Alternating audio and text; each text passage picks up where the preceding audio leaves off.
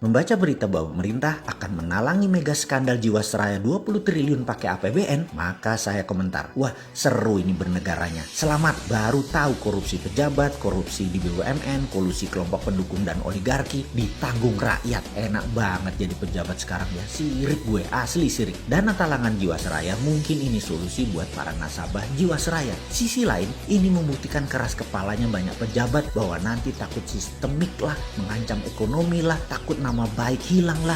Bos, yang geblek jangan dilindungi atau kalian merupakan bagian dari sistem yang bermasalah. Biarkan yang salah yang menanggung. Kita melihat hal beginian paling gerundel, kuapok lu. Tapi begitu melihat melindungi kesalahan dan kebobrokan pakai APBN, kita berkata, kuapokmu kapan dul?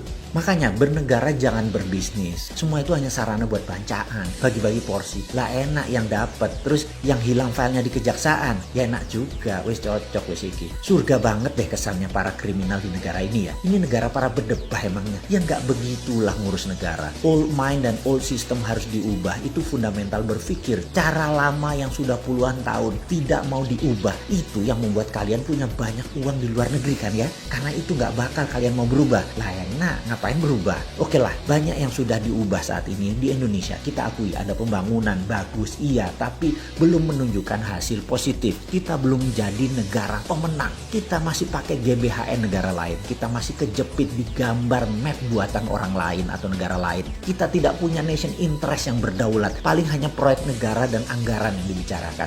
Bukan grand plan mau jadi apa negara ini. Di sini terpancing kita selalu untuk membantu dan memberikan kontribusi. Banyak orang yang kepala dingin melihat pendekatan bosman sebagai alternatif. Namun kalau otak pendek dan gak berilmu, bahkan mengirim buzzer menganggap bosman ini anti pemerintah. Gak pernah kita ini anti. Kita selalu memberikan masukan agar lebih baik lagi. Memang karena school of thought-nya beda, jadi landasan keilmuannya beda, muscle knowledge-nya beda, terlihat anti. Karena saat ini cara mendoktrinnya adalah apapun yang beda artinya melawan. Ngono ya. Padahal ini semua adalah perilaku alami. Contoh ikan selalu berenang melawan arus. Hanya ikan mati yang ikut arus. Begitu cara melihat perbedaan. Lupa. Buzzer mah gak peduli sama bangsa negara ya. Pokoknya hanguskan orang yang berbeda dengan pejabat sekarang. Pejabat sekarang selalu benar dan berpikir untuk rakyat. Tidak ada cara yang lebih baik dari cara pejabat sekarang. Titik. Mudah-mudahan gak resesi 2 kuartal berturut-turut. Kalau ternyata 3 kuartal ke depan minus, bahkan 4 kuartal minus, yopo. Gampang. Bangun narasi.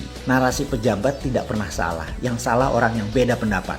Aman kalau begitu. Sudah punya narasi-narasi doktrin ya. Para buzzer kan ada mastermind-nya. Ya alhamdulillah aman kalau kayak gitu. Silahkan. Kalau udah punya narasinya lanjutkan. Selamat kalian aman di atas sana. Aman. Kebetulan rakyat sekarang memang cuma butuh narasi kok. Silahkan lanjutkan bos. Kalau kita bagaimana? Ya kalau kita mah terus membangun karsa dan mengingatkan bersuara versi kita membela NKRI. Gak didengeri, syukur. Dipakai alhamdulillah. Ini semua untuk Indonesia menang. Kita kembali mengingatkan sejarah. Sejarah yang mengingatkan bahwa Nusantara ditakdirkan jadi global player sejak lahir. Sekarang sayang kita belum melihat rencana ke depan kita sebagai global player. Masih tarkam, masih antar kampung. Globalnya masih nyender sama superpower. Sayang banget deh. Sekali lagi, sangat disayangkan pengelolaan negara, pejabat negara, dan politikus melihat negara Indonesia tanpa wawasan sejarah, tanpa paham kekuatan geoekonomi, yaitu kekuatan geografi untuk keuntungan ekonomi. Tidak memainkan geopolitik, yaitu kekuatan geografi untuk keunggulan politik bernegara, dan pastinya tidak punya geostrategi,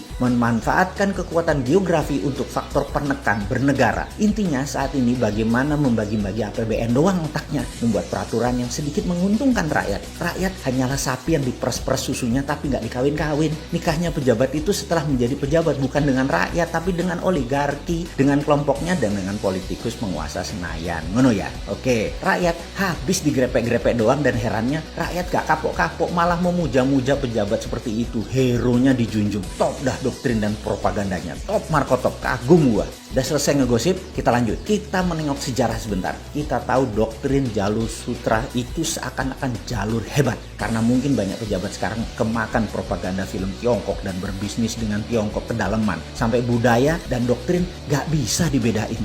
Jalur sutra di abad pertengahan mendadak jalurnya sepi. Kota-kota Eropa Timur dan Asia Barat yang tadinya jalur ekonomi mati hanya kurang dari 50 tahun. 50 tahun dari apa? Dari majunya dunia maritim perkapalan di abad 14 dan 15 sehingga pada perjanjian Zaragoza dunia dibagi oleh dua raja laut. Portugis di sisi timur, Spanyol di sisi barat. Ini kayak kita sekarang Tiongkok Amerika lah kira-kira ya. Spanyol ke Amerika Utara Selatan, Portugis ke India sampai timur jauh yaitu Nusantara. Jalur sutra kalau dengan jalur maritim atau maritim line tersebut beda. Jalur maritim lebih powerful. Jalur sutra musnah tinggal debu sekarang. Jalur maritim yang melewati Indonesia bahkan tidak berubah sejak zaman awal dunia maritim tahun 1511. Awal puncak penjelajahan mencari dunia baru, mencari sumber bahan baku baru. Dulu rempah adalah isi dari jalur maritim yang kemudian hari disebut jalur rempah atau spice road.